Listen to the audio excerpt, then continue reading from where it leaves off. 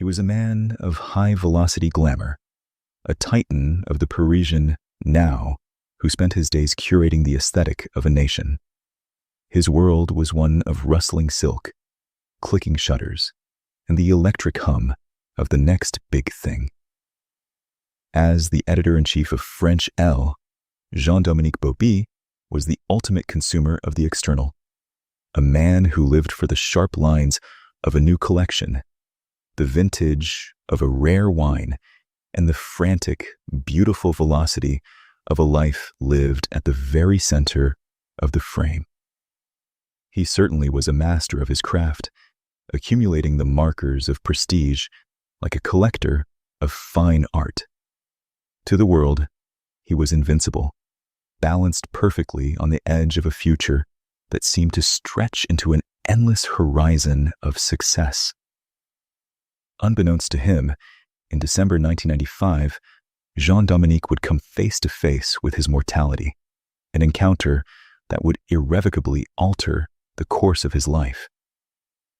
This is the story of a man who was forced to become a librarian of his own memories, proving that even when the world outside stops, the world inside can remain boundless. This is the story of Jean-Dominique Bauby.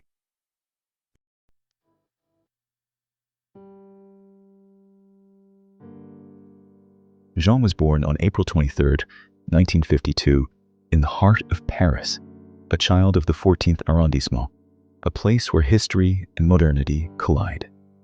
His father, Jean-Noël, was a man of strong character and deep affection, a man whom Jean-Dominique admired with a fierce, quiet loyalty.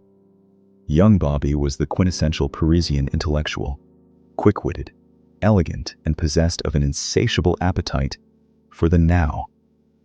He didn't just want to see the world, he wanted to edit it. By the early 1990s, he had reached the apex of his career as the editor-in-chief of Elle.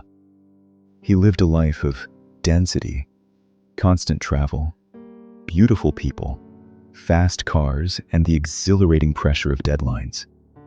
He was a father to 2 children, Théophile and Céleste, and his life was a vibrant tapestry of movement and noise. He was a man who believed that existence was defined by what you could do, where you could go, and who you could influence.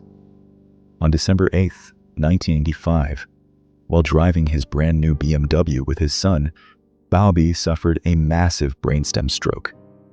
He collapsed into a coma that lasted 20 days.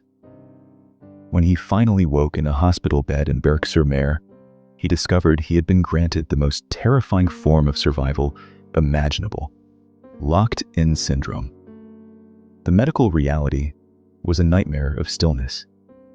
Every nerve ending was a one-way street. He could feel the world, the itch on his nose, the cold draft from the window, but he could not respond. He was a mind trapped in a statue. His only connection to the living was the ability to blink his left eyelid. Most would have surrendered to the silence, but Bauby was an editor to his core. He realized that while his body was an anchor, his imagination was a butterfly. He developed a system of communication that required a level of patience few humans possess. A nurse or his assistant, Claude Mendebile, would read a list of letters, E, S, A, R, I, N, T, ordered by how frequently they appear in French. When they reached the letter he wanted, he would blink once for yes. Through this agonizingly slow process, he dictated his masterpiece, The Diving Bell and The Butterfly. He composed sentences in his head during the lonely hours of the night, editing them, refining the prose, and memorizing entire paragraphs so they would be ready for the morning's dictation. It took over 200,000 blinks to finish. He didn't write a book of grievances. He wrote a book of scents. He described the smell of old books, the taste of a sausage and mashed dinner he could no longer swallow, and the vivid, hallucinatory beauty of his dreams. He realized that the accumulation of his previous life, the fame, the magazines, The status was nothing compared to the intensity of his attention to these small, forgotten sensations.